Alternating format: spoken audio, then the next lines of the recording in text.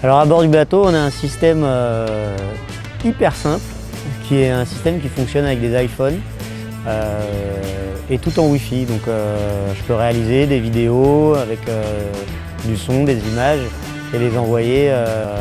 J'ai juste à brancher mon antenne satellite et c'est parti. Donc c'est vraiment une simplicité absolue en termes d'utilisation.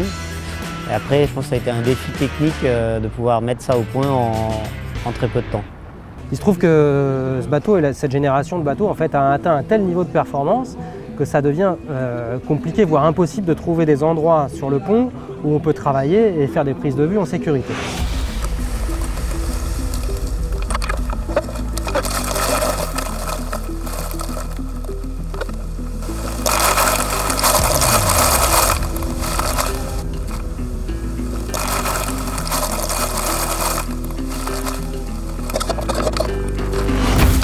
Moi j'ai eu la chance de naviguer sur plein de bateaux différents, des Volvo, des multicoques, et j'avais jamais vu ça. J'ai jamais été mis tellement en difficulté dans ma démarche de prise de vue. Donc on a essayé de contourner ces difficultés par des choses un petit peu nouvelles comme le drone par exemple. Donc on a fait pas mal de vols, hein, ça fait des images intéressantes, on tourne avec le drone autour du bateau, ça fait des choses assez jolies.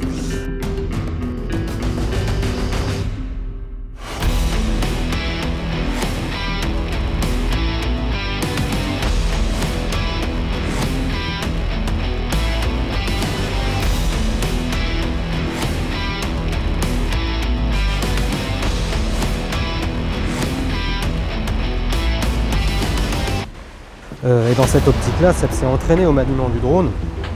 Maintenant, c'est pas la même chose d'utiliser ces engins-là en course et en solitaire qu'en entraînement autour de l'Orient en équipage. Qu'est-ce qu'on a pu imaginer d'autre?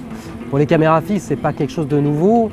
En revanche, ce qu'on a essayé de faire, c'est faciliter l'utilisation de ces caméras fixes, que ce soit en live ou en différé.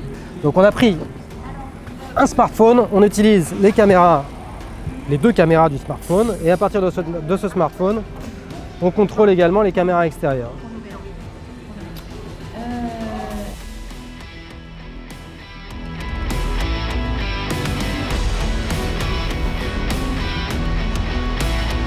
Un smartphone, ça fait partie du quotidien aujourd'hui, à terre, et ça va faire partie du quotidien en mer, de par cette simplicité d'utilisation.